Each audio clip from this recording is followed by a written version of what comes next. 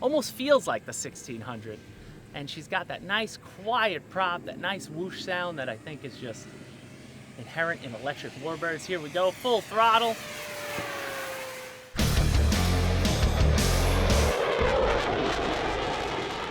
Pilots, welcome back to the field. I'm James with Motion RC, and today we're going to be taking the 1200mm FlightLine Mk.IX Spitfire out for a little flight. I absolutely love the Spitfire. This is still one of our most popular sellers in this size range, and I think that's just because it is a Spitfire. Spitfires are obviously one of the more popular, iconic aircrafts of World War II, and probably the best single-engine fighter. That's going to cause a lot of debates, but in my mind, it's at least the most pretty single-engine Spitfire, and I always just love the profile of the Spitfire. But as far as the 1200 goes, guys, I own the 1600, been flying it around a ton. That's one of the first warbirds I bought when I started at Motion RC, and I love it. So I was finally excited to get my hands on the 1200mm one, and I just took it for a maiden before, and she's a peach. I mean, absolutely awesome. It's running on 4S power, so you have more than enough power to do sport flying, even, you know, aside from just scale warbird flying. And if you drop the throttle down, it has a 4,000 milliamp 4S pack in there, you're going to be able to fly for a good 6, 7, 8 minutes if you just fly it around scale and aren't punching the throttle too much. As far as some of the features on it, let's show you. Obviously, got my transmitter here. We've got retracts, and they are instantaneous, so there's no wait period or anything for them coming up. Wheels roll really nicely, should have no problem taking off from pavement. Again, a Spitfire on the grass. All grass is different. I'm sure you could get her off the grass, but depending on how thick it is, you may see some issues. But obviously, pavement, you're going to be absolutely fine. You do have split flaps, and we can show you those. There's my full span. You could do half, and obviously no flaps, but that's a nice feature. Again, this is a 6-channel aircraft, so you're getting throttle, aileron, flap, rudder, elevator, and landing gear. And then, as I showed you inside, I have my 4000 4S from Admiral, pushed all the way forward up against the firewall. That's pretty much how all these single-engine FlightLine birds want to fly, is whatever pack that they require, push it all the way forward, because you're going to want, you know, even if worst case scenario, you'll be a little nose heavy, will probably help you with any single engine warbird. But I didn't notice anything weird about it on the ground. It is a Spitfire, so it's got a smaller stance than, let's say, the Bearcat. But if you just treat it well, if you know how to fly a tail dragger, you should have no problems there. But overall, for the price, these FlightLine birds are hard to beat. So now, let's take it for a flight. You want to mention your decal job? No. No. So yeah. Yeah, you do. No, should I mention it? Well, give me a bit where you mention it. So I was doing this side of the decals, and I don't know, I was looking at the thing, I did it quick, I put on my stripe here, and then when I got to the other side, I realized, the stripe should have been farther back. So I may have to go in and change it, but now it's kind of like, if you can see on the top, it's checkerboarded. So just disregard that. I'm sorry to, I think this is Johnny Johnson, I believe was his scheme. I think it was Johnnie, at least Johnny something, but I apologize if I butchered your scheme. She still looks gorgeous from either side. Here we go. All right, Alex, are you ready, sir? Yes, sir. All right, I want you to check the elevator there, just to focus in on that. I'm gonna show my rates. So at least on my elevator, you can see that's my high rate right now. As per the book, I am just 2 millimeters lower on my low rates and my high rates. I feel like the book high rates are a little too much for me, but that should be enough to keep the tail down. And when I'm in the air, I'm flying on low rates for the most part. Anyway, I just use high rates for my takeoffs, and then the second I touch down, I flip into high rates just to sit that tail on the ground, especially with a Spitfire. So that, again, is high rate. There's my low, mid, high, and we are ready to go. So let's taxi out.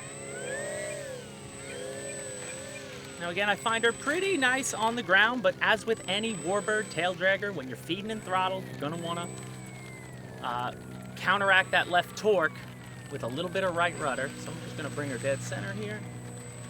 Dead center on the runway, and get her ready to go. Are you ready? Yes, sir. All right, so this will be my second flight on the FlightLine 1200mm Spitfire. Don't kill me if it's not a perfectly scale takeoff, but here we go. Feeding in throttle now, along with a little bit of right rudder. Counteract. And there she goes. And she is off. So I'll work on that. I could do it much better with my bigger 1600, but when she's in the air, she almost feels like the 1600.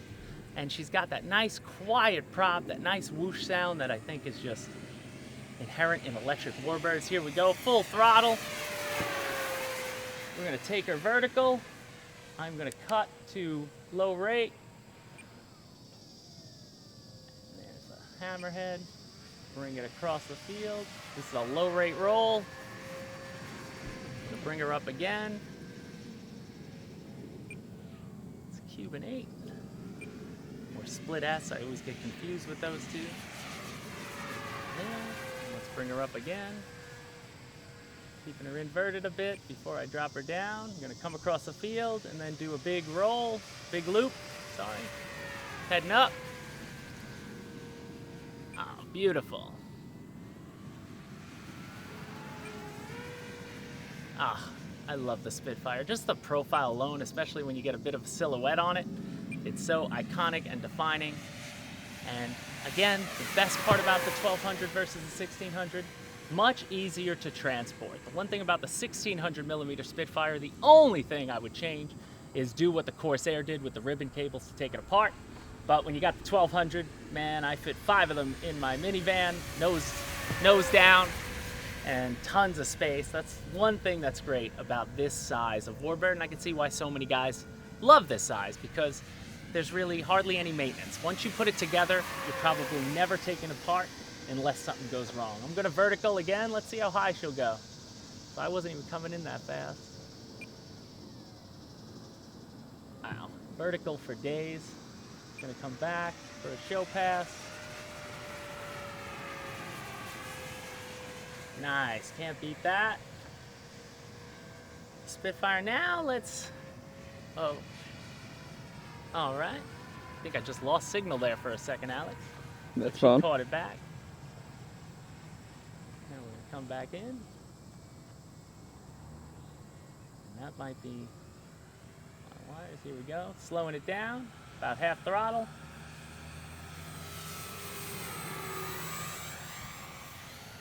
Nice. Feed in a little rudder on the turn, all good. And now we're gonna do it with the gear down. There's my gear now. For a bit of a dirty pass, full flaps.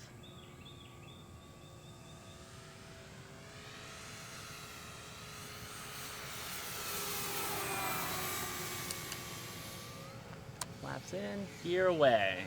There we go. So looking down at my timer, I still have 2 minutes left. I just did a flat 5-minute timer, but with a 4,000 in here, based on the flight time of my Bearcat, I expect anywhere from 6 to 7 minutes. So when I land this, I'm probably gonna have tons of time left. And again, guys, the FlightLine Spitfire, if this is your first time new to Motion RC's channel, this baby's been out a good number of years now.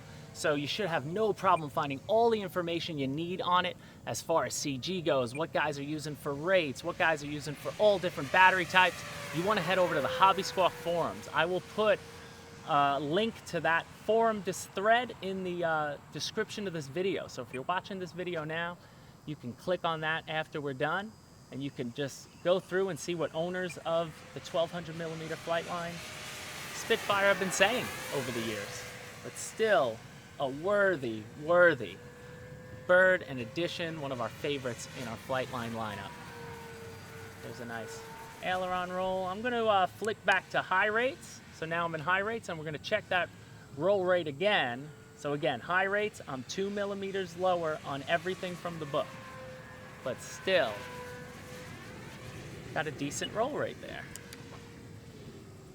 You know, you're not gonna want it to be any higher than that. It is a Spitfire, but she looks gorgeous. Now I'm gonna bring it around. Let's check the, I'm back in low rates. So let's bring it around and check my inverted. I'm pushing.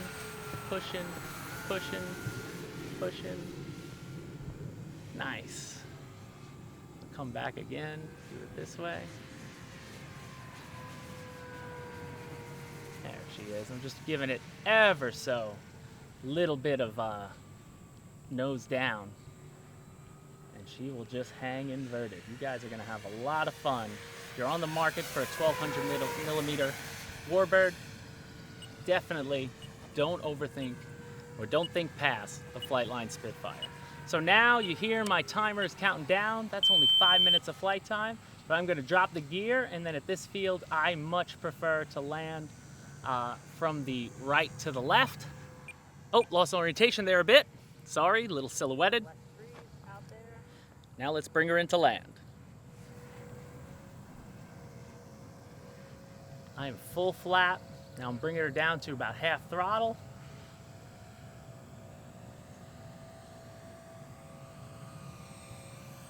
Half throttle, full flaps. Now I'm about 25% throttle. And sit her down. Wait till her tail sits. Perfect. Hey. Hey. And I am at the end of the runway in the grass. So let me go grab her quick, and we'll check the flight time on the pack. All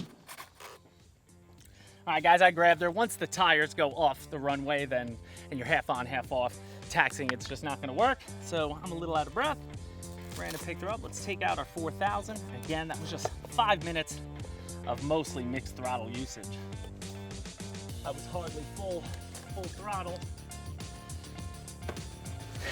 No way. Yes way. No way. Yes way. Of course. Here we go. 42%. So I am at 3.849, 3.8, 3.8, 3.8 a cell.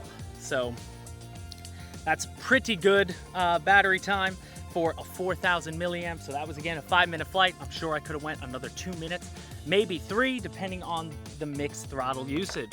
But that'll do it, guys,